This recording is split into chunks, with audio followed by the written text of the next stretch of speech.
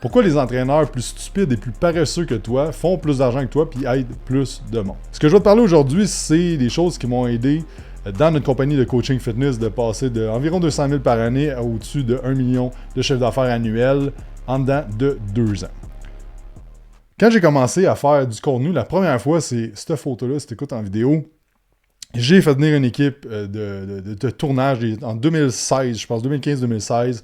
On a filmé et tout ça. Puis je me disais, hey, ça va être bon parce que dans ce temps-là, j'avais un local dans un gym, mon ancien gym en fait. On était dans un fond d'un quartier industriel, puis ça faisait en sorte qu'il n'y avait pas de walk-in. Il fallait que j'utilise d'autres méthodes pour me faire connaître. Et je me suis dit, ben c'est bon parce que le monde va voir ça à large, j'ai pas besoin de parler en one-on-one avec le monde et tout ça. Puis finalement, j'ai regardé ça, puis je me suis dit, ben c'était bon rien, ces vidéos-là. J'ai jamais posté, puis j'ai continué à faire ce que je faisais avant, comme un petit peu de photos sur les réseaux sociaux, mais me fier juste sur le bouche-oreille. Jusqu'à temps que je commence à voir que ben ma croissance, ça stalle, puis que je suis toujours pas mal au même chiffre d'affaires, puis que je suis tout le temps allé chercher un petit peu de clients, puis ça avance pas comme je veux. Et finalement, peut-être 1 an plus tard, même 6 mois plus tard, je me suis vraiment dit, OK, là, je vais juste y aller all-in. Et à ce moment-là, j'ai rencontré un de mes bons amis qui s'appelle Julien Aroun, qui est propriétaire de la compagnie Believe Supplément, que vous connaissez peut-être. Puis à ce moment-là, avec Julien, on a fait des tonnes et des tonnes de vidéos, juste en live, tous les mercredis. Je pense qu'ensemble, on a fait peut-être 200 lives, si c'est pas plus. On a fait un paquet de capsules, et là, les leads, ça a commencé à rentrer. Il y a du monde qui a commencé à m'écrire. Puis là, la compagnie a vraiment pris de l'ampleur parce que on faisait énormément de contenu dans ces années-là.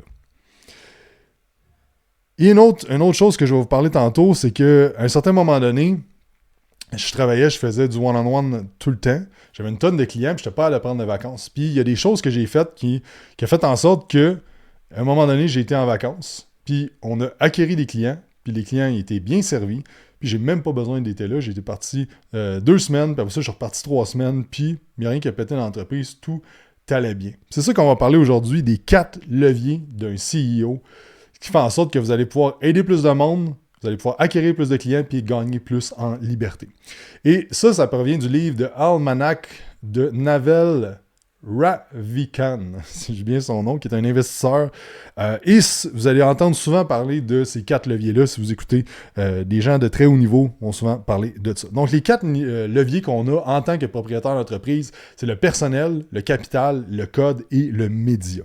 Donc, il y a deux leviers on va avoir besoin de la permission des autres personnes.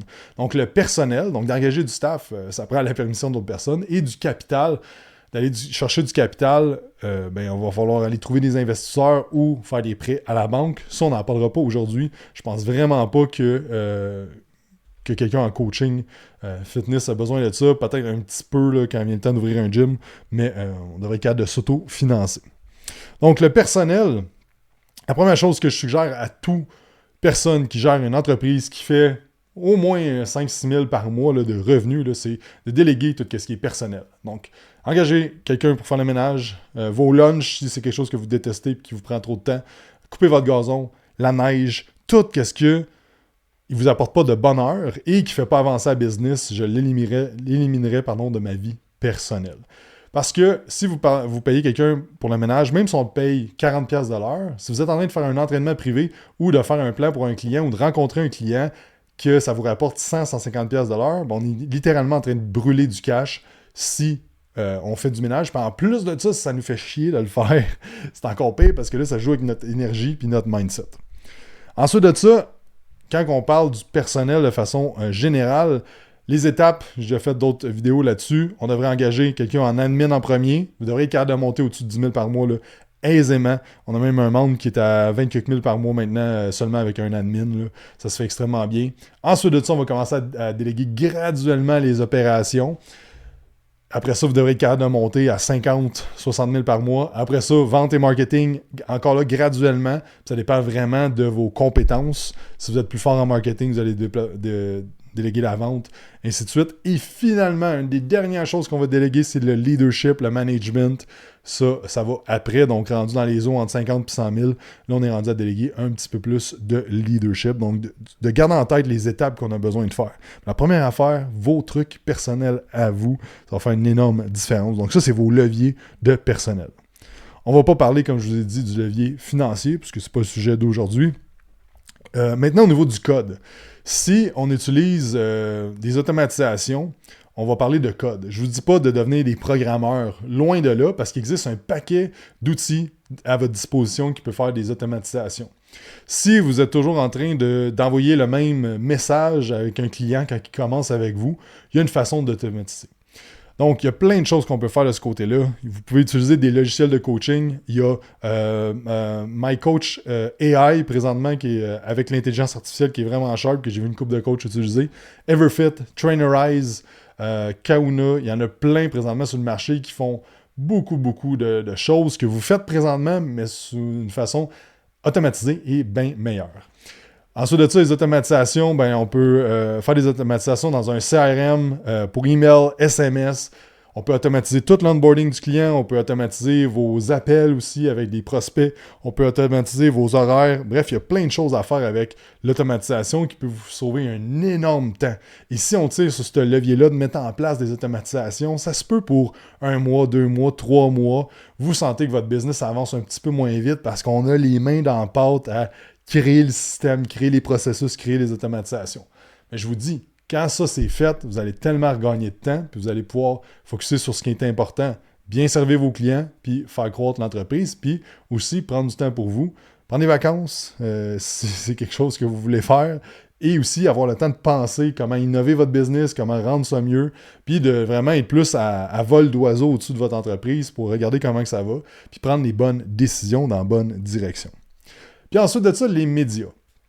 Ce qui est merveilleux, c'est que cette vidéo-là que je tourne aujourd'hui, on est le 7 février 2025. Ça se peut que tu l'écoutes au mois de juin 2027, par exemple, ou même dans les prochains 6 mois, dans la prochaine année.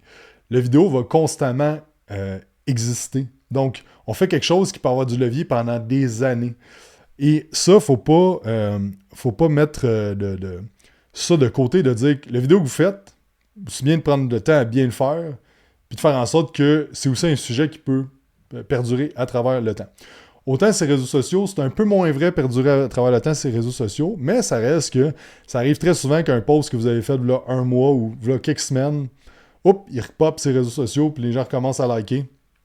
Hier sur TikTok, j'ai eu un commentaire d'une personne sur une vidéo que ça faisait 2 ans qu'il était posté sur TikTok, donc ça continue à vivre. Les emails, la même chose. Les emails, ça va. Si vous créez une séquence d'emails, elle va vivre dans le temps. Toutes les nouvelles personnes qui vont rentrer votre email vont passer par cette séquence-là. YouTube, les podcasts, ça, c'est encore là. C'est des choses qui vont vivre à travers le temps. Et les ads ne vont pas vivre à travers le temps, mais c'est un levier de médias de dire je vais mettre une pièce et cette vidéo-là, les gens vont le voir plus. Et encore là, on parlera de ads dans une autre vidéo, un autre podcast. Les ads, en fait, si vos trucs organiques ne fonctionnent pas, espérez pas qu'un ad, ça fonctionne. L'organique, c'est une excellente place pour tester. Donc, en action. Okay, maintenant, là, on comprend les leviers. On a 4 leviers. 3 principalement qu'on peut utiliser pour une compagnie de coaching. Si on est en 0, puis mettons 50-60 000 par mois.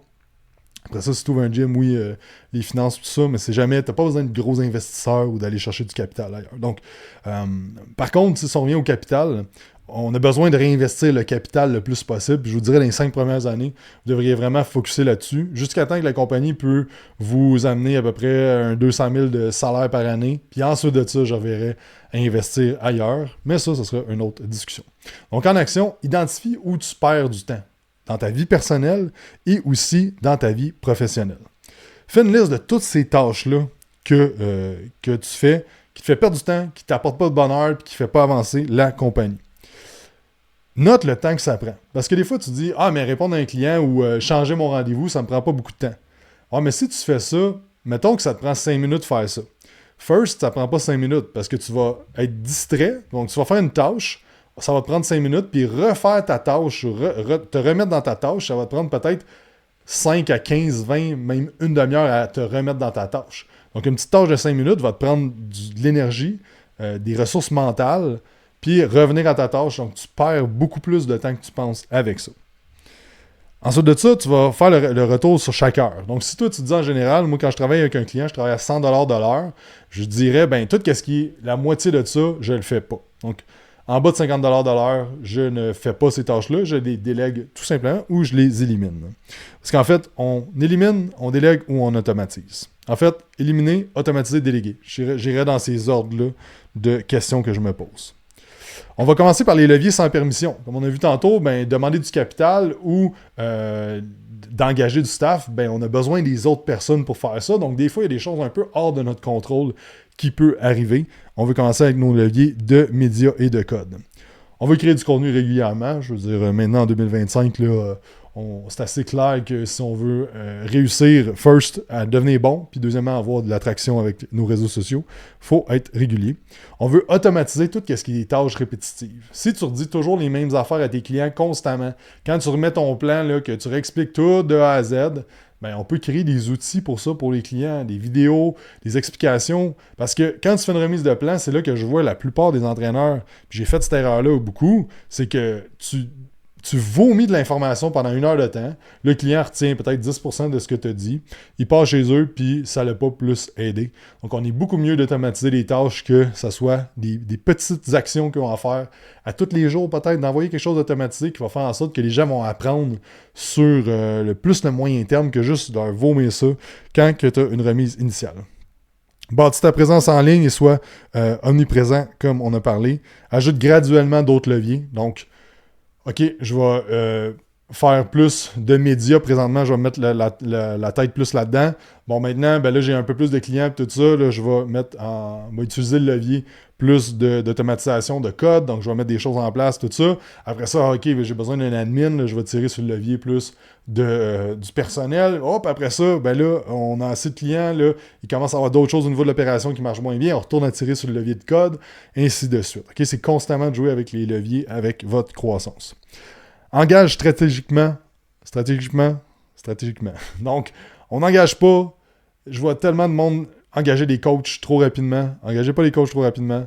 Engagez stratégiquement, étape par étape, et ayez des processus clés, clairs. Et automatisez avant d'engager. Sérieusement, ça va vous sauver de l'argent et du casse-tête d'avoir un système qui est solide avant de rentrer du monde dans votre compagnie. Investissez dans les systèmes. N'hésite pas à mettre de l'argent dans les systèmes, des automatisations. Même si Stripe te prend 3% ou whatever, c'est combien, ça vaut la peine de ne pas manquer que le cash rentre quand tu es en vacances, de ne pas te casser la tête. Parce qu'il ne faut pas oublier qu'il n'y a pas juste le temps. Il y a l'énergie mentale. Il y a cette gestion d'énergie-là qui est importante. Puis de mettre cette énergie-là à bonne place. Puis finalement, scale ce qui marche. Donc, mets plus d'efforts sur ce qui fonctionne. Si tu vois que par exemple, tu mets beaucoup d'efforts dans le média, par exemple sur TikTok, puis ça fonctionne super bien, mais continue à mettre l'effort. Essaye pas de dire « Ah, maintenant, je vais faire du YouTube ». Non, vas-y all-in là-dessus. Puis quand ça va bien, un système d'acquisition, puis que tu es capable de générer 1 million par année avec un système d'acquisition, on va commencer à rajouter des couches. Okay? Peut-être pas nécessairement 1 million, mais rapidement, on ne veut pas rapidement changer puis sauter du coq à l'âne. On veut être capable d'avoir un système qui fonctionne bien, puis après ça, d'en rajouter un autre, puis éventuellement, on a une machine de marketing, mais il faut faire attention pour pas que ça devienne trop complexe, tout ça. Merci d'avoir écouté. N'oubliez pas de vous abonner à la chaîne YouTube ou au podcast, puis on se parle bientôt.